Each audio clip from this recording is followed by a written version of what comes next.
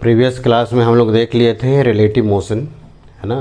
Relative motion का concept समझ गए थे और आज स्टार्ट करते हैं प्रोजेक्टाइल मोशन। प्रोजेक्टाइल मोशन कुछ नहीं है बल्कि मोशन इन ए प्लेन है विथ कांस्टेंट एक्सेलरेशन, क्लियर है। चलिए स्टार्ट करते हैं। Motion in a plane with constant acceleration, that is projectile motion, है ना। तो प्रोजेक्टाइल मोशन पढ़ने से पहले थोड़ा सा motion in a plane with constant acceleration हम डिस्कस कर देते हैं। पूरा का पूरा एप्लीकेशन प्रोजेक्टाइल मोशन में motion in a plane with constant acceleration का ही यूज होगा, है ना। तो motion in a plane with constant acceleration, है ना। तो कांस्टेंट एक्सेलरेशन के इन्फ्लुएंस में हम बताए थे आपको काइनेमेटिकल इक्वेशन, वह सब अप्लीकेबल होगा यहाँ पर, है ना। जो भी कांस्टेंट एक्सेलरेशन के इन्फ्लुएंस में मोशन हो रहा था और उसके लिए जो काइनेमेटिकल फार्मूला दिया जा रहा था वह सब वैलिड होगा। तो उसका हम लोग वेक्टर फॉर्म और प्रोजेक्शन फॉर्म दोनों देख लेते हैं यहाँ पर। तो लिख लो vector form, vector and projection form, projection form of all kinematical equation, all kinematical equation.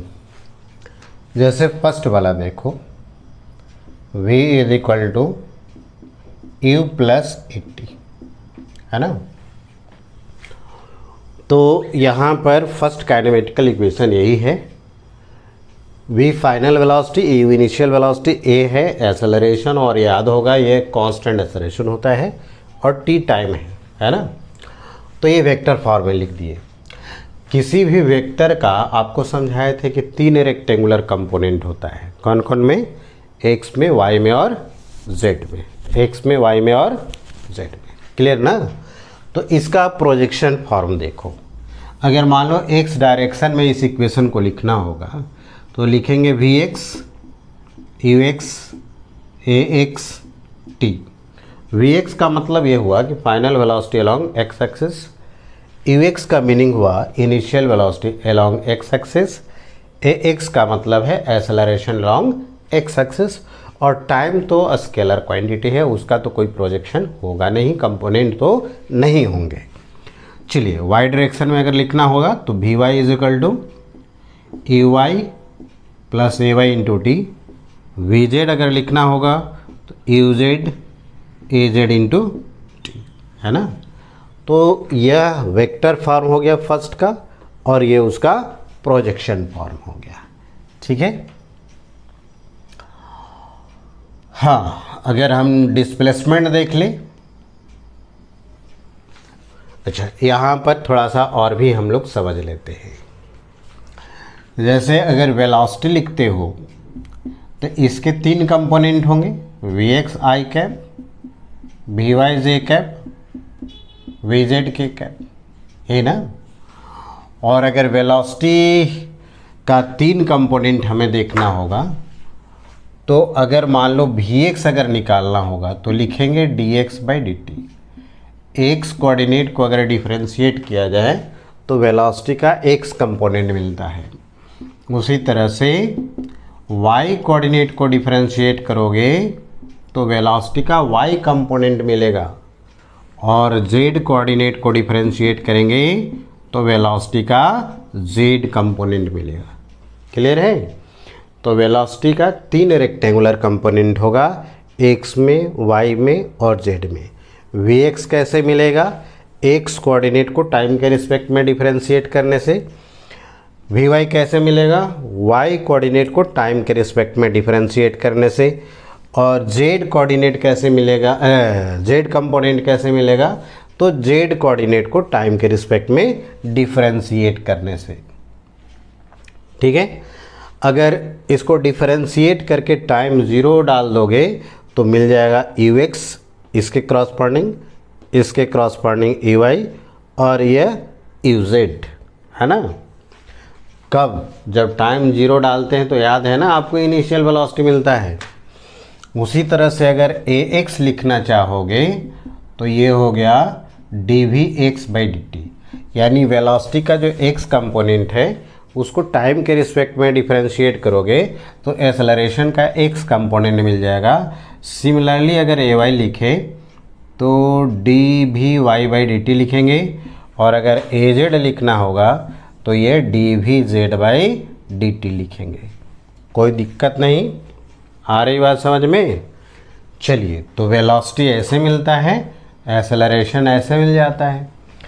अगर हम वेलोसिटी का मॉड निकाल लें, जैसे ये वेलोसिटी हुआ, इसका मॉड निकाल लें, तो मॉड निकालोगे तो कैसे मिलेगा बताओ? मॉड कैसे निकालते हैं? आई का कोफिशिएंट का स्क्वायर प्लस जे का कोफिशिएंट का स्क्वायर प्लस के का कोफिशिएंट का स्क्वायर। और वेलोसिटी का मॉड अगर लिखते हो तो स्पीड कहलाता है। क्या कहलाता है?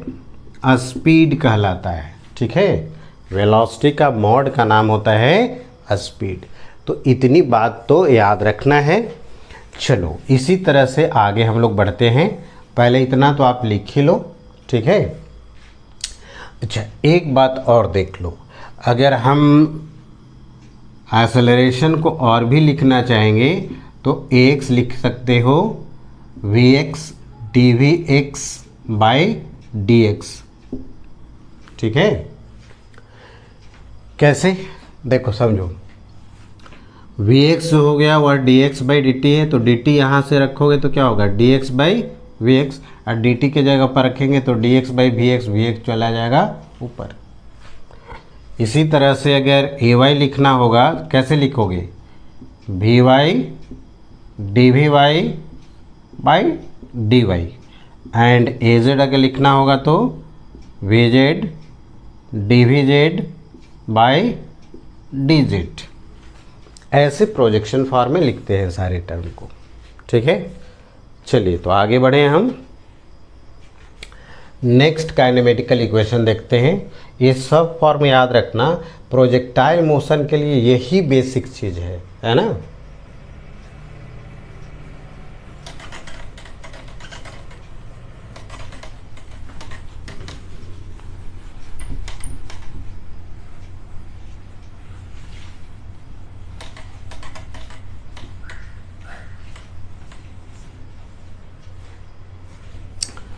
चलिए सेकेंड काइनेमेटिकल इक्वेशन देखते हैं।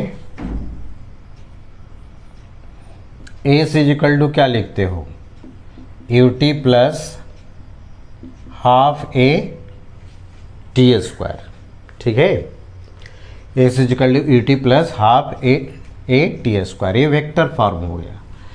इस डिस्प्लेसमेंट का भी 3 कंपोनेंट होगा, एक्स वाई और जेड। जैसे एक्स कंपोनेंट लिखना होगा तो ये you x T plus half A x T square लिखोगे। वाई कंपोनेंट लिखना होगा तो you Y T half A Y T square. और अगर जेड कंपोनेंट लिखना होगा तो you Z T plus half A Z T square. Clear है? एक बात और समझ करके रखना है, जैसे अगर डिस्प्लेसमेंट है ना तो ये final position minus initial position से निकलता है डिस्प्लेसमेंट, है ना। जैसे एक्स डायरेक्शन में डिस्प्लेसमेंट लिखना होगा तो हम लिख सकते हैं एक्स डायरेक्शन में final position minus x direction में इनिशियल पोजीशन। तो एक्स डायरेक्शन में डिस्प्लेसमेंट निकल गया। सिमिलरली अगर वाई डायरेक्शन में डिस्प्लेसमेंट निकालना होगा तो वाई में फाइनल पोजीशन, वाई में इनिशियल पोजीशन। उसी तरह से जेड में अगर लिखना होगा तो जेड में फाइनल पोजीशन माइनस जेड में इनिशियल पोजीशन। आ गई बात समझ में? एक बार प्रोजेक्शन फॉर्म हम लिख देते हैं और वेक्टर फॉर्म, फिर प्रॉब्लम इसमें बनाना स्टार्ट करते हैं। ठीक है, पूरे प्रोजेक्टाइल मोशन में ये प्रोजेक्शन फॉर्म और वेक्टर फॉर्म ये दोनों यूज होगा। क्लियर ना?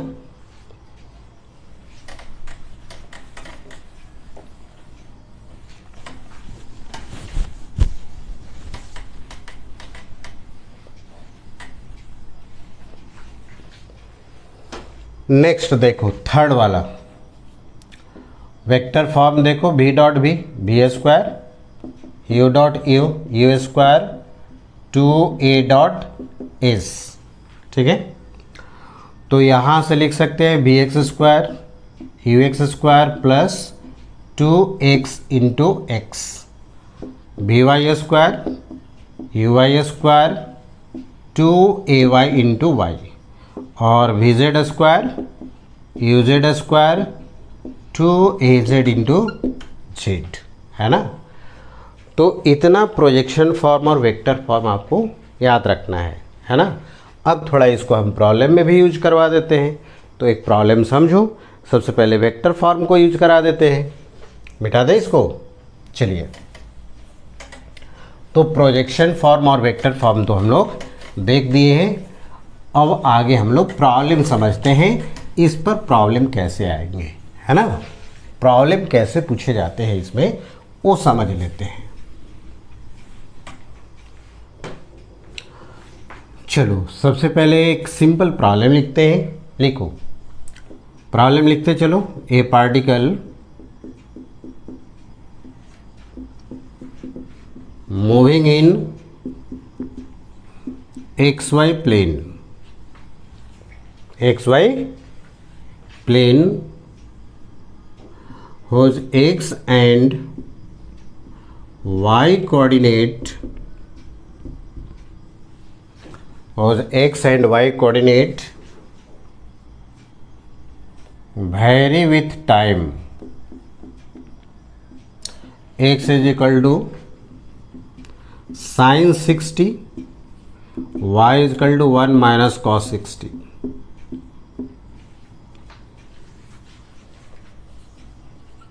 Then find distance travel by particle in first 4 second, in first 4 second. चलो समझो, तुम्हें आता है कि अगर मान लो स्पीड निकल गया और अगर स्पीड कांस्टेंट है, अगर स्पीड कांस्टेंट है तो डिस्टेंस का फॉर्मूला क्या लिखते हो?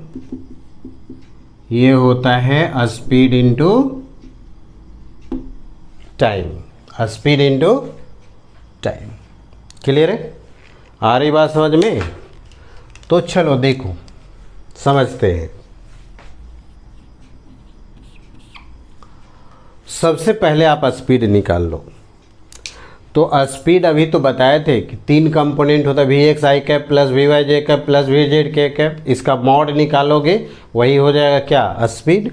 तो सबसे पहले आप स्पीड निकाल लो, है ना। उसके बाद देखते हैं अगर स्पीड कांस्टेंट हो गया तो डिस्टेंस का फार्मूला लगा देंगे, स्पीड इंटू टाइम। क्लियर है? चलिए देखते हैं। सबसे पहले वी एक्स निकाल लो, तो ये D x by d T होता है। एक्स को टाइम के रिस्पेक्ट में डिफरेंशिएट कर लो। तो अगर एक्स को टाइम के रिस्पेक्ट में डिफरेंशिएट करेंगे तो साइन का डिफरेंशिएशन कितना हो जाता है? cos 60, और 60 का कितना हो जाएगा? 6 कांस्टेंट है, इसको छोड़ दिए और टी का टी के रिस्पेक्ट में 1, 6 हो जाएंगे। होगा ना? चलो वी वाई बताओ क्या लिखेंगे? D y by d t. इसको टाइम के रिस्पेक्ट में डिफरेंशिएट कर देते हैं। करो टाइम के रिस्पेक्ट में डिफरेंशिएट, क्या हो जाएगा? तो 1 का डिफरेंशिएशन, 1 का क्या हो जाएगा? 0।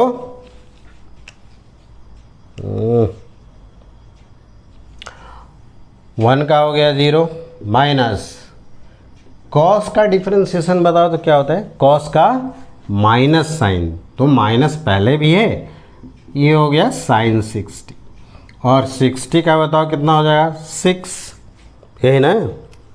चलिए तो हम लोग देखते हैं आगे। ये दोनों तो कंपोनेंट निकल गया, v x and v y, 6 sine 60। अब स्पीड निकाल लो। स्पीड नाउ स्पीड निकालते हैं, तो स्पीड कैसे निकालते हो? याद है ना, v x square plus b y square. Z component तो है ही नहीं, तो लिखने की ज़रूरत ही नहीं। ये दोनों को स्क्वायर करके ऐड करो इसमें।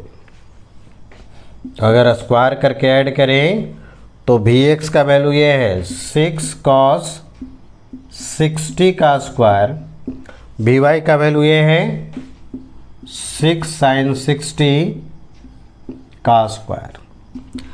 6 का स्क्वायर दोनों में हो जाएगा, बाहर निकाल लो उसको, कितना हो जाएगा 6, और ये हो जाएगा cos square 60 plus sine square 60, और cos square theta plus sine square theta कितना हो जाता है 1।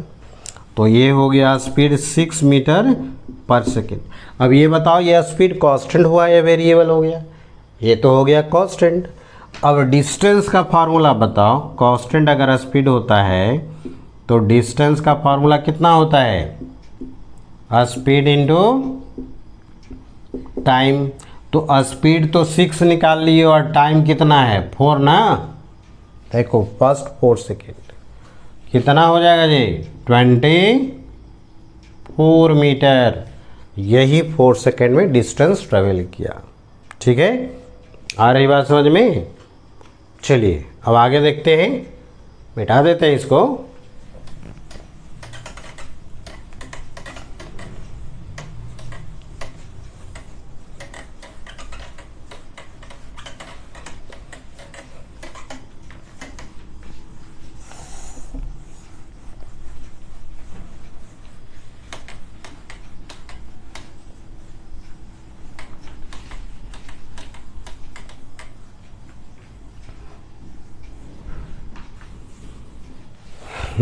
चलिए आगे बढ़े, नेक्स्ट प्रॉब्लम समझो।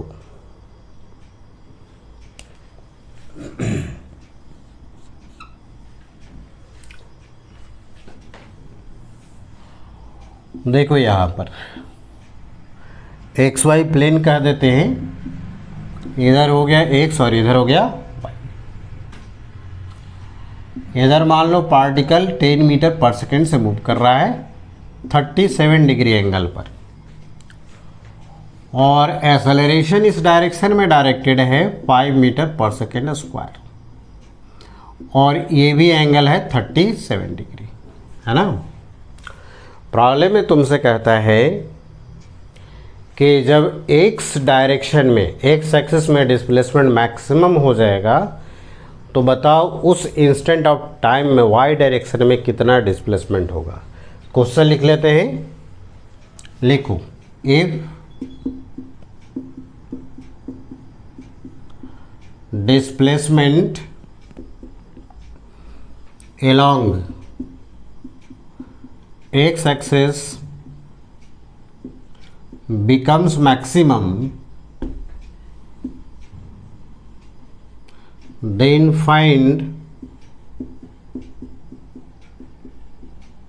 displacement along y axis at that instant, at that instant। समझो, सबसे पहले आप एक्स डायरेक्शन में और वाई डायरेक्शन में प्रोजेक्शन निकाल लेना, है ना। जैसे वेलोसिटी है, इनिशियल वेलोसिटी है, इसका एक्स एक्सिस और वाई एक्सिस में हम प्रोजेक्शन कर लेते हैं। तो अगर इसका एक्स डायरेक्शन में प्रोजेक्शन लिखना होगा, क्या लिखोगे 10 cos 37। 10 हो गया, cos 37 का वैल्यू होता है 4/5, बता चुके हैं पहले आपको, वेक्टर में सब किया हुआ है। cos 37 का वैल्यू 4/5, कैंसिल हो गया 8 मीटर पर सेकेंड। अच्छा वाई डायरेक्शन में बताओ इसका प्रोजेक्शन कितना होगा, कितना होगा 10 sin 37 हो जाएगा ना। इधर ये cos 90 minus theta sine theta हो जाएंगे ना, और ये हो गया 10 sin 37 का वैल्यू कितना लिखते हो 3/5, कैंसिल हो गया 6 मीटर पर सेकेंड। क्लियर है। चलिए ए एक्स निकाल लो, एक्सेलरेशन अलोंग एक्स एक्सिस, तो इसका इधर प्रोजेक्शन करना पड़ेगा। प्लस में होगा या माइनस में होगा? माइनस में होगा ना, क्योंकि प्लस तो एक्स एक्सिस उधर है, इधर क्या हो जाएगा? Minus x axis. तो इसका इधर प्रोजेक्शन करो, -5 cos 37, -5 हो गया, cos 37 का वैल्यू 4/5 कितना हो गया? -4 मीटर पर सेकेंड स्क्वायर। ठीक है, चलो वाई डायरेक्शन में भी प्रोजेक्शन निकाल लेते हैं। इसका वाई डायरेक्शन में करो तो इधर कॉस हो गया, इधर साइन हो जाएगा ना, 90 माइनस थीटा हो जाएगा, तो क्या हो जाएगा? 5 sin 37, 5 हो गया, sin 37 का वैल्यू कितना हो गया? 3/5, तो ये हो गया 3 मीटर पर सेकेंड स्क्वायर। चलो आगे प्रॉब्लम में क्या कह रहा था वह समझते हैं। कह रहा है कि एक्स डायरेक्शन में जब डिस्प्लेसमेंट मैक्सिमम हो गया उस समय बताओ कि वाई डायरेक्शन में डिस्प्लेसमेंट कितना होगा। तो एक्स डायरेक्शन में डिस्प्लेसमेंट मैक्सिमम होने का मतलब क्या हो रहा है? मैक्सिमम मिनिमा से भी आप समझ सकते हो।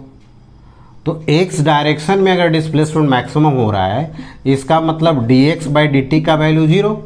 एक्स कोऑर्डिनेट मैक्सिमम कराना है, तो मैक्सिमम कराने के लिए क्या करते हो? डिफरेंशिएट करके 0 करते हैं ना। तो एक्स डायरेक्शन में मैक्सिमम के लिए dx/dt क्या लिखना पड़ेगा? 0। और dx/dt का मतलब कुछ नहीं बल्कि क्या? vx, मतलब vx का वैल्यू क्या होगा? 0। ठीक है, तो अदर वे आप ऐसे समझो कि कह रहा है कि जब एक्स डायरेक्शन में वेलोसिटी 0 होगा उस समय बताओ कि वाई डायरेक्शन में डिस्प्लेसमेंट कितना होगा। तो कुछ नहीं, vx 0 करा दो, टाइम निकाल लेते हैं और वाई डायरेक्शन में डिस्प्लेसमेंट लिख लेंगे। क्लियर है? चलिए नाउ vx लिखते हैं, तो vx equal to ux plus ax into t. vx का वैल्यू रख दो यहाँ पर। ux का वैल्यू देखो तो कहीं निकाले हो क्या? हाँ निकाले हैं ना, कितना? 8। और ax का वैल्यू देखो तो ax का वैल्यू कितना है? -4 इंटू टी। इसको इधर रख लेते हैं, माइनस है तो इधर आकर के प्लस हो जाएगा। 40 इक्वल टू 8 हो गया, टी इक्वल टू कितना हो गया? 2 सेकेंड। यानी 2 सेकेंड में वाई डायरेक्शन में डिस्प्लेसमेंट क्या हो जाएगा? मैक्सिमम। तो हमें निकालना है सॉरी टी से टी इक्वल टू 2 सेकेंड में एक्स डायरेक्शन में डिस्प्लेसमेंट मैक्सिमम हो जाएगा। तो इसी इंस्टेंट ऑफ टाइम में हमें निकालना है वाई डायरेक्शन में डिस्प्लेसमेंट। किस डायरेक्शन में डिस्प्लेसमेंट? वाई डायरेक्शन में डिस्प्लेसमेंट। तो हमें वाई डायरेक्शन में काइनेमेटिकल फार्मूला तो लिखने पड़ेंगे, तो वाई डायरेक्शन में काइनेमेटिकल फार्मूला लिख लेते हैं हम लोग। चलो समझो, वाई इक्वल टू क्या लिखोगे? ए वाई टी प्लस हाफ ए वाई टी स्क्वायर। वाई ए वाई का वैल्यू बताओ तो देख करके कहाँ पर लिखा हुआ है? ए 6, टाइम कितना? 2 प्लस हाफ ए वाई का वैल्यू बताओ कितना है? 3, टाइम का वैल्यू 2 का स्क्वायर। ए कैंसिल, तो y इक्वल टू हो गया 12 प्लस 6 डेट इज 18 मीटर हो गया y डायरेक्शन में डिस्प्लेसमेंट। क्लियर ना? तो एक तो क्वेश्चन ऐसे देता है, देख रहे हो प्रोजेक्शन फॉर्म कैसे यूज हो रहा है? प्रोजेक्टाइल मोशन में पूरा यही यूज होगा, है ना। चलिए आगे बढ़े, तो एक और क्वेश्चन समझ लो।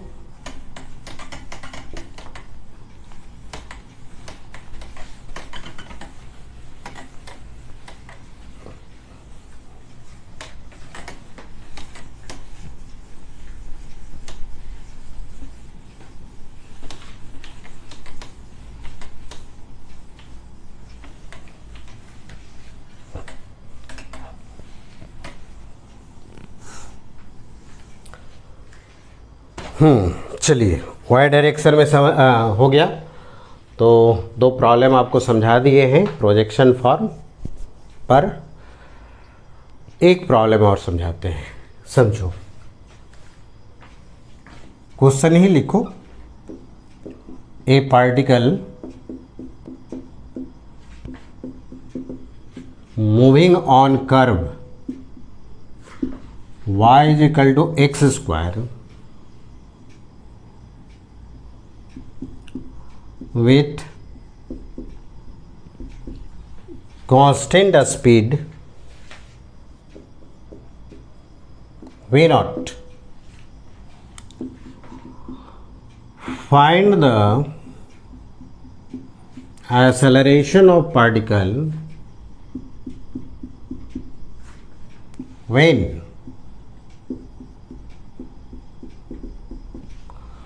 particle is at origin. Particle is at origin.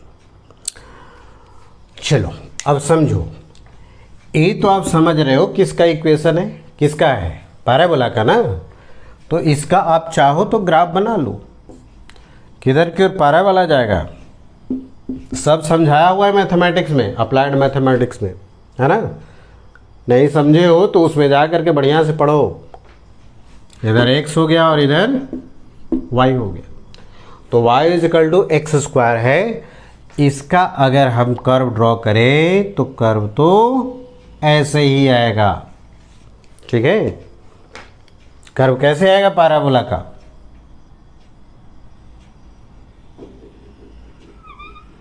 इस तरह से, इसी पर जा रहा है कांस्टेंट स्पीड से।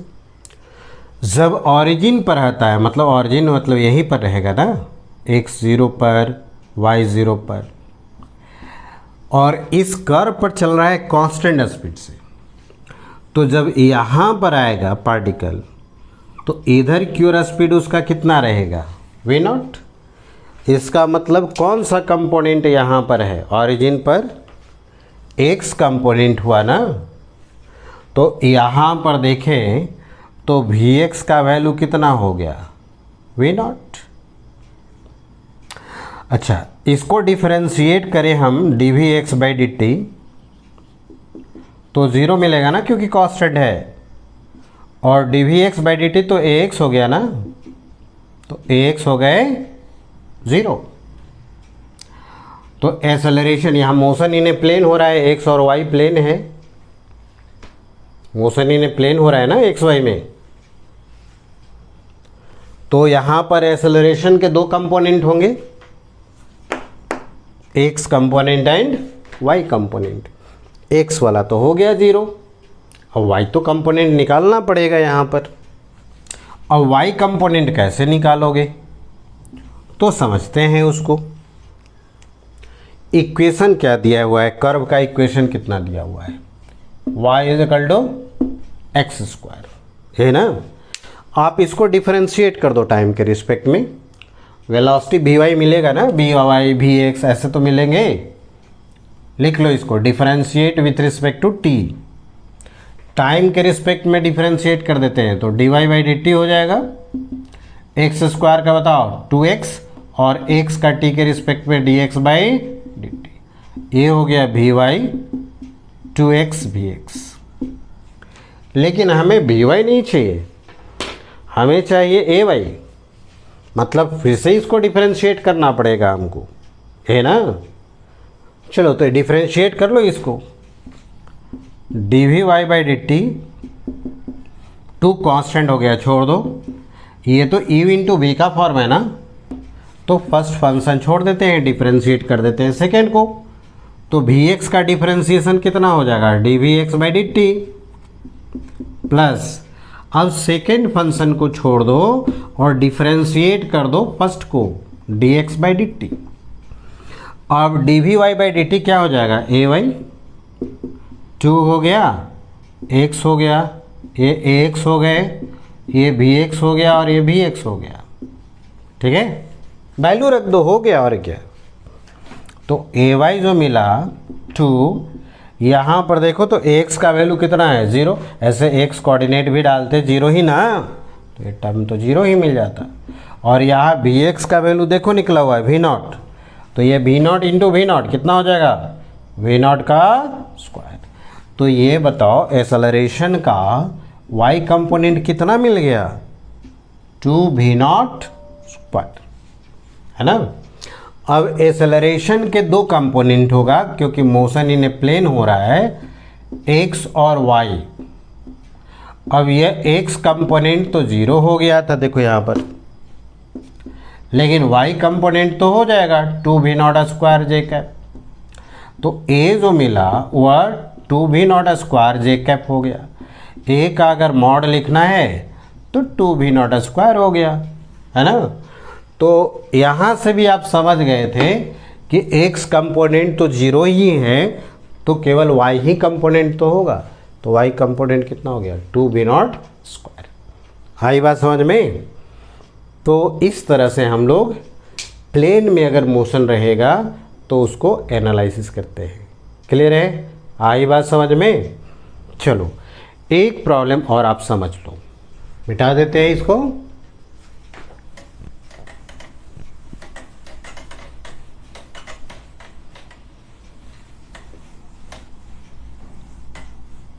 सिंपल प्रॉब्लम कभी कभी पूछ देता है।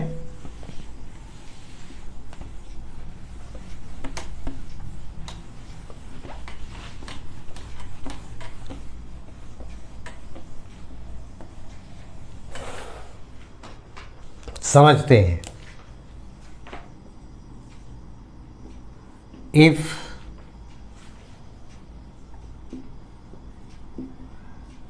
Coordinate of particle vary with time, x is equal to 4t, y is equal to 1 minus 2t, z is equal to 2t। ठीक है। Then find average velocity during first 1 second या first 2 second लिख देते हैं। First 2 second. चलो इसको बना करके दिखाओ तो तुम लोग। बहुत सिंपल है। पोजीशन वेक्टर तो आप निकाल सकते हो। हाँ निकाल लो ना। क्या होता है, 3 कंपोनेंट होता है ना, x में, y में और z में। तो x वाला कंपोनेंट यहाँ से देखो कितना हो गया 4t i cap, y component 1 minus 2t j cap और z कंपोनेंट कितना है 2t k cap. Average velocity का फार्मूला हमें बता दो। तो एवरेज वेलोसिटी होता है final position minus initial position, final time minus initial time, है ना। तो कितने ड्यूरेशन में कह रहा है, फर्स्ट 2 सेकेंड, मतलब 0 से 2 सेकेंड तक। तो दोनों पोजीशन तो निकालना पड़ेगा ना। At t is equal to 0 कौन सा पोजीशन मिलेगा, इनिशियल। तो टाइम 0 डालो, ये 0 हो गया, यहाँ 0 हो गया, जे कैप सिर्फ बचेगा ना, और यहाँ भी 0 हो गया, तो ये जे कैप हो गया। जब फाइनल पोजीशन कब निकालोगे, जब टाइम का वैल्यू 2 सेकेंड डालेंगे। यहाँ डालो t के जगह पर 4 इंटू 2 आई कैप प्लस 1 माइनस 2 इंटू 2 जे कैप प्लस 2 इंटू 2 के कैप। चलो तो यहाँ से फाइनल हमें मिल जाएगा, कितना हो गया 8 आई कैप। इसमें बताओ जी कितना हो गया 1 माइनस 4 कितना माइनस 3 जे कैप, और ये हो गया प्लस 4 के कैप। अब दोनों ही पोजीशन आप निकाल लिए हो तो इसमें रख देते हैं। फाइनल माइनस इनिशियल करना है, तो इनिशियल वाला देख रहे हो ना जे है, तो इसमें से जे माइनस करोगे, यहाँ माइनस करेंगे तो ऐड हो जाएगा ना। कितना हो जाएगा माइनस करके बताओ, 8i, यहाँ माइनस 3j है, यहाँ भी माइनस होगा ना माइनस करने से, तो माइनस 4j कैप और plus 4k cap. Final time हो गया 2, इनिशियल हो गया 0। तो एवरेज वेलोसिटी हमारा हो जाएगा 2 से सब में डिवाइड कर दो, 2 माइनस 0 2 ही तो हुआ, सब में डिवाइड करो, 4i cap minus 2j cap plus 2k cap. अब इसका हम लोग मॉडल लिख लेते हैं। तो i का कोएफिशिएंट का स्क्वायर, j का कोएफिशिएंट का स्क्वायर, k का कोएफिशिएंट का स्क्वायर, तो ऐड कर देते हैं। कितना हो जाएगा 16 + 4 + 4 कितना हो गया √24 मीटर पर सेकेंड। आई बात समझ में। तो ये था motion in a plane with constant acceleration, और इसे कह सकते हो कि बेसिक ऑफ प्रोजेक्टाइल मोशन। तो यहाँ फिनिश होता है ये motion in a plane with constant acceleration, लेकिन प्रोजेक्टाइल मोशन का ये पहला चैप्टर स्टार्ट हो जाता है। क्लियर है? आगे देखेंगे हम लोग नेक्स्ट क्लास में। आज इतना नहीं।